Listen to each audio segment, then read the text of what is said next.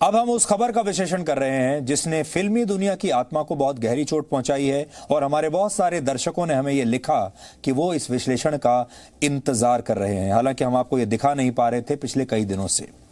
हमारे देश में पहली बार ऐसा हुआ है कि फिल्मी दुनिया से जुड़े इतने बड़े बड़े नामों की सोशल मीडिया पर इतनी जबरदस्त ट्रोलिंग हो रही है।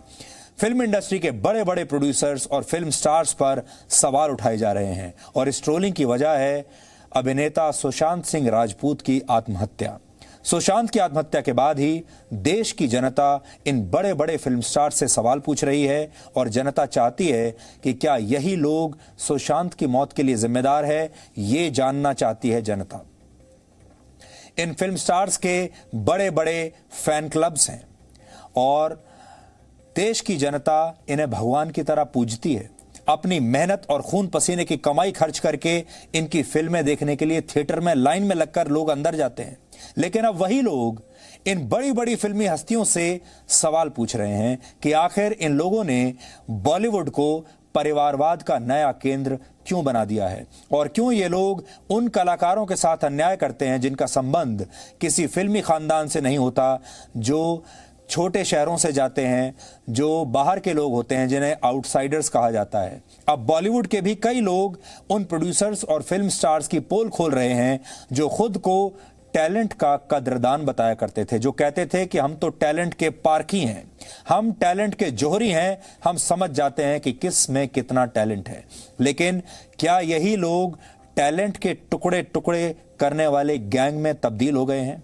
और इसी संदर्भ में मशहूर डायरेक्टर अभिनव कश्यप ने कुछ दिन पहले फेसबुक पर एक पोस्ट लिखी। अपनी पोस्ट में उन्होंने फिल्म इंडस्ट्री के उस नेक्सस को एक्सपोज किया है जो पहले नई प्रतिभाओं को काम का लालच देता है और फिर धीरे धीरे प्रतिभावान कलाकारों से उनकी सारी आजादी छीन ली जाती है। आपको बता दें कि अभिनव कश्यप कौन है।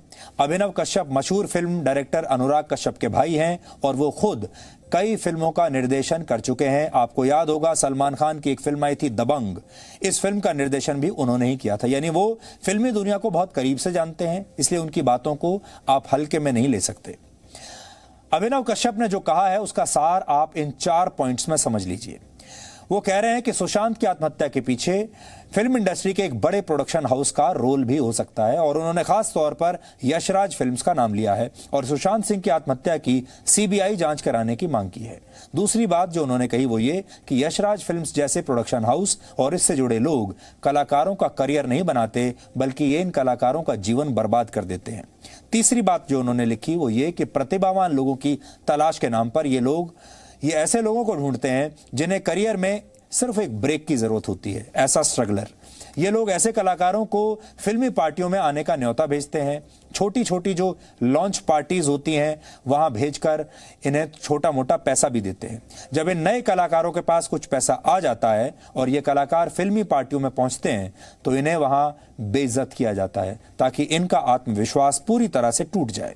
इसके बाद प्रोडक्शन हाउस इन कलाकारों को मौका देने के नाम पर इनके साथ कॉन्ट्रैक्ट साइन कराते हैं और कॉन्ट्रैक्ट आखिरकार इन नई प्रतिभाओं की सारी आजादी छीन लेते हैं।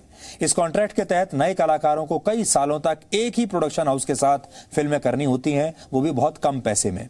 और इस दौरान अगर कोई अभिनेता किसी और प्रोडक्शन हाउस की फिल्म करता है तो उस पर जुर्माना लगा दिया जाता है और बॉलीवुड का ये गैंग उसका बहिष्कार कर देता है। उसे बाकी जगह फिल्मों में काम मिलना बंद हो जाता है या फिर डिस्ट्रीब्यूटर्स उसकी फिल्में खरीदते नहीं हैं।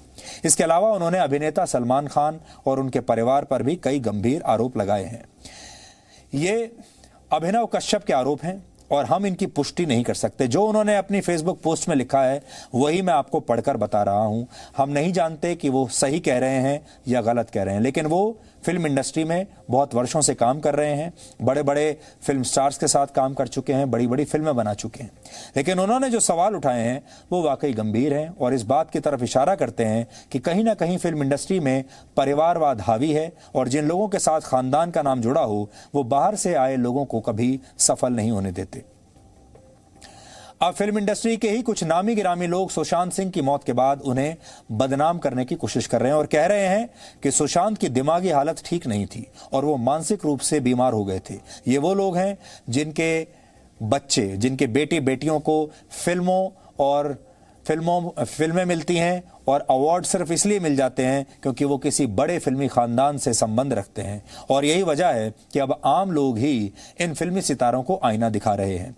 आम लोग महत्वाकांक्षी होते हैं, मेहनत करना जानते हैं, अपने इसी जज्बे के साथ संघर्ष के दम पर आगे बढ़ना चाहते हैं। लेकिन जब वो अपने जीवन में ऐसे ही पक्षपात का शिकार होते हैं तो वो गुस्से से भर जाते हैं। और सुशांत की आत्महत्या के बाद उनका यही गुस्सा अब पूरे देश में बाहर आ रहा है। और इसीलिए परिवारवाद को लेकर नेताओं की आलोचना करने वाले लोग अब इन फिल्मी सितारों की आलोचना कर रहे हैं। आप इस ट्रेंड को समझिए। इससे पहले राजनीति में जो लोग परिवारवाद को आगे बढ़ाते थे और जो राजनीति के बड़े बड़े खानदान थे, लोगों का गुस्सा उन पर फूटता था।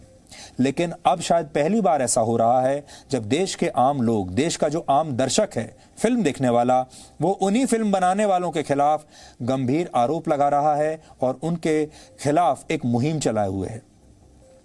जो फिल्म प्रोड्यूसर्स किसी जमाने में खुद को टैलेंट का जौहरी मानते थे, उनका सच अब सामने आ चुका है। और जो लोग मेहनत करते हुए अपने पांव चप्पलें घिसते रहते थे, जूते घिसते थे, सोल घिस जाते थे उन्हें ये लोग सम्मान नहीं देना चाहते। क्योंकि जो लोग आंखों से ही तलवे चाट लेने की क्षमता रखते हों, उन्हें ये लोग सिर पर बैठा लेते हैं।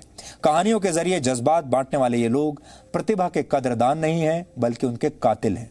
लेकिन सोशल मीडिया के दौर में अब इनके लिए अपना चेहरा छिपाना मुश्किल हो गया है। और यही वजह है कि लोग पहली बार बॉलीवुड के इन मठाधीशों को जबरदस्त तरीके से ट्रोल कर रहे हैं। इस बात को आप समझिए, आज से कुछ वर्षों पहले तक सोशल मीडिया नहीं था, खबरें बाहर आती नहीं थी और जो जानकारियां होती थी फिल्म प्रोड्यूसर्स के बारे में, डायरेक्टर्स और फिल्म स्टार्स के बारे में, वो बहुत कम हुआ करती थी। जानकारियों की जो डिमांड थी वो बहुत ज़्यादा थी और जानकारियों की जो सप्लाई थी वो बहुत कम थी। इसलिए उनके जो दर्शक थे उन्हें बहुत कम जानकारियां मिलती थी उनके बारे में। और कम जानकारियों के अभाव में दर्शक उन्हें लार्जर देन लाइफ रोल में देखते थे, बड़े पर्दे पर देखते थे और ये सोचते थे कि ये लोग हमसे अलग हैं, ये लोग हमारे जैसे कमज़ोर लोग नहीं हैं, ये बड़े लोग हैं। आप इसे बॉलीवुड का तख्ता पलट भी कह सकते हैं, क्योंकि पहली बार हो रहा है जब बॉलीवुड में इतने बड़े बड़े लोगों का तख्ता पलट करने की तैयारी आम लोगों ने कर ली है, दर्शकों ने कर ली है। और इसे आप विद्रोह कह सकते हैं, क्योंकि अब सोशल मीडिया का जमाना है। लोकप्रियता किसी बड़े बैनर की मोहताज अब नहीं रही। अब आज कोई बड़ा बैनर किसी नए यंगस्टर कलाकार का करियर बर्बाद नहीं कर सकता, क्योंकि जानकारियां किसी से छुपती नहीं हैं। छोटे छोटे वीडियो शेयरिंग प्लेटफॉर्म्स पर लोग अपनी प्रतिभा दिखा रहे हैं। आपने देखा होगा फेसबुक के जरिए, यूट्यूब के जरिए और बहुत सारे ऐप्स ऐसे हैं जिनके जरिए देश के लोग अपनी प्रतिभा दिखा रहे हैं। और बिना फिल्मों में काम किए ही इस समय बहुत सारे ऐसे लोग हैं, सैकड़ों हजारों की संख्या में, जिनकी फॉलोइंग सोशल मीडिया पर किसी फिल्म स्टार जैसी ही है, बिना किसी फिल्म में काम किए। ये एक बहुत बड़ी बात है और इसी को हम कह रहे हैं कि ये ट्रेडिशनल बॉलीवुड के खिलाफ विद्रोह है और अब बॉलीवुड के तानाशाहों के लिए ये एक मुसीबत बन गई है। एक जमाने में जब आप 70 mm के पर्दे पर इन फिल्म स्टार्स को देखते थे तो उनकी इमेज लार्जर देन लाइफ दिखती थी। ये स्टार्स लोगों को किसी भगवान से कम नहीं लगते थे। लेकिन अब कला पर किसी का कॉपीराइट नहीं रह गया है। अब छोटे छोटे शहरों के लोग भी इन फिल्मी सितारों को टक्कर दे रहे हैं। छोटे शहरों के ये बड़े स्टार्स फॉलोअर्स की संख्या के मामले में कई फिल्मी सितारों से आगे निकल गए हैं। यानी सोशल मीडिया ने सबको आजाद कर दिया है, लिबरेट कर दिया है और सबको बराबरी पर लाकर खड़ा कर दिया है। अब कुछ भी छिपाना किसी के लिए संभव नहीं है। इससे पहले फिल्मी दुनिया के जो पत्रकार होते थे और बड़े बड़े डायरेक्टर, प्रोड्यूसर्स और स्टार्स, उनके बीच में एक नेक्सस होता था। पत्रकार उनके साथ मिले हुए होते थे, वो उनके खिलाफ खबरें छाप नहीं सकते थे, लेकिन पत्रकार अब वही खबरें छिपा नहीं सकते। सरकारें सच नहीं छिपा सकती। फिल्मी दुनिया के लोग वो राज नहीं छिपा सकते जिनसे उनकी हकीकत सामने आ जाती है। सब कुछ सामने आ चुका है। बॉलीवुड में टैलेंट के टुकड़े टुकड़े करने वाला ये गैंग अब बेनकाब हो चुका है और सुशांत सिंह राजपूत की मौत इनकी तानाशाही के ताबूत की एक तरह से आप कह लीजिए आखिरी कील साबित हो सकती है।